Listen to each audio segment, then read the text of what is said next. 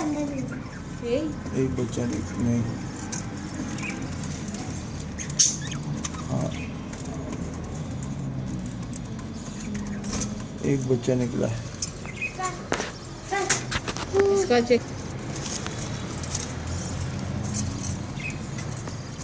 बच्चा तो ही देगा।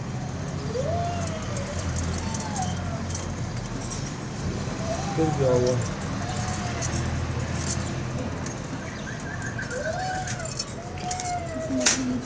हाँ, एक बच्चा ये लाल वाला, 3 बच्चे अंदर है, ये वाइट कलर में।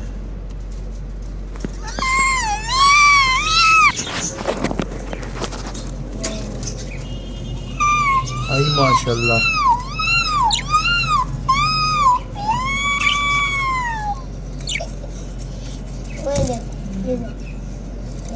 कितने बच्चे हैं?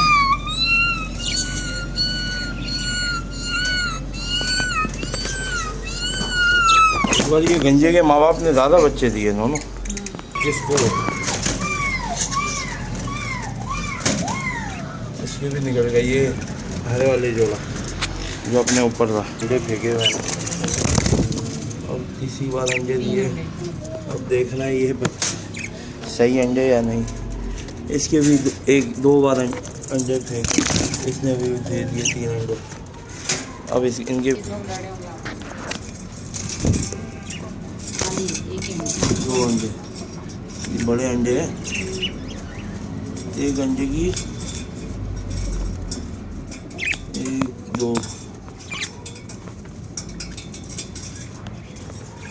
ये एग्जीबिशन